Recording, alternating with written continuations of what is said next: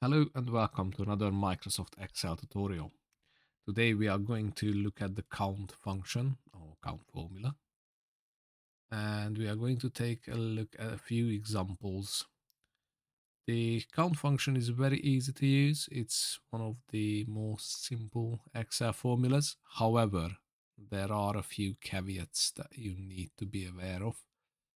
And if you're not aware of these little quirks, you may get some unexpected results.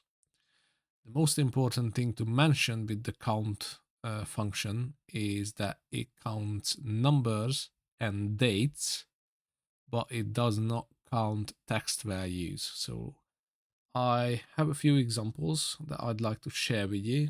Hopefully by the end of this tutorial, you will have a better understanding of how the count function works. So in the first example, we've got two columns.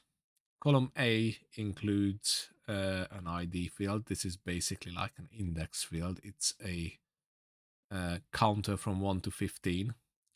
I included this to help us to make sure that what the formula returns is actually what we expect to see. So in column B, we have a list of values. These values are a mix of dates and numbers.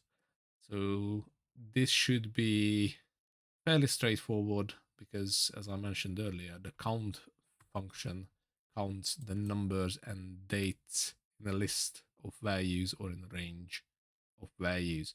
So to use the count formula, all you need to do is type equals count opening brackets. Then you need to give it a range of values. So in this instance, it's going to be B2 to B16. So we just highlight that, close the brackets, hit enter, and shortly enough, we get a result back as 15, which is exactly what we expect to see. So this is fairly straightforward. If we don't have anything unexpected in our data, then we will see what we expect. In the second example, we have some missing values. So we can see that line 6 and line 11, we've got some blanks. And if we type the same formula again,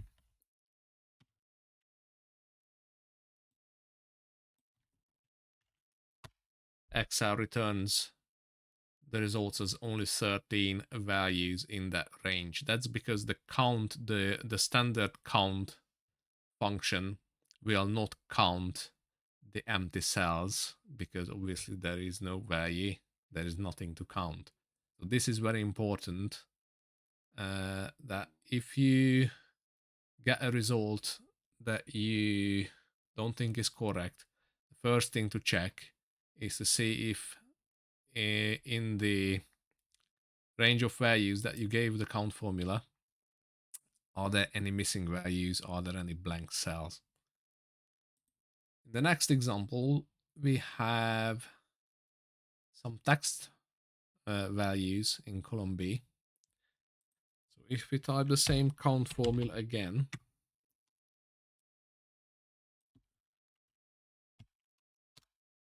the result is 13 again instead of 15, and that's because of B2 and B6, where I've included some text values instead of numbers or dates. And obviously, the count formula will not count these as a valid part of the result set.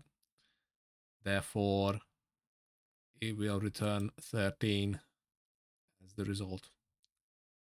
This is also very important. This is again something you need to check if your count formula returns something that you wouldn't expect to see. You can check that even before you try to count the values in a particular range of cells to avoid any issues further down the line. Example 4, again, a little bit of twist.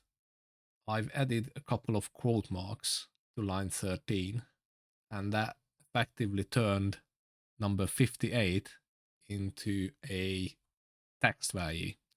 Now, when we type the formula,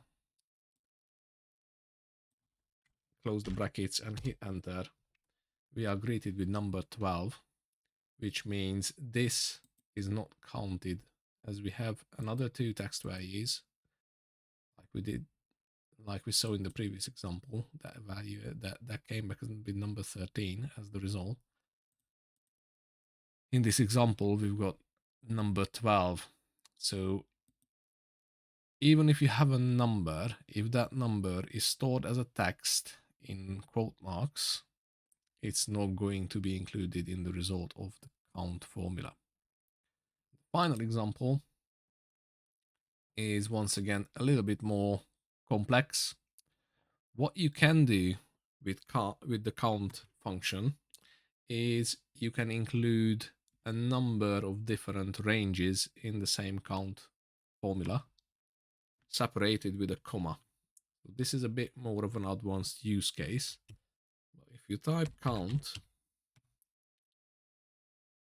and give it a range, obviously it will happily count the number of valid values in that range. It comes back with 12. This is exactly what we saw in the previous example. However, if we want to add more values, we can easily do that by separating the various ranges with a comma. And when we evaluate this, we end up with number 15, and that would be the 12 values we've counted in column B, another value, because this is a valid legit value for the count function, because this is a number, so that would be 13. And in column F, we have two numbers and a text value, so the two numbers would be included. Therefore, our total is 15. So hopefully you found this tutorial useful. You've learned something new. If you did, please like, subscribe, and comment below. If you have any specific requests, just leave it in a comment below and I will try to address it in a future video. Thanks for watching.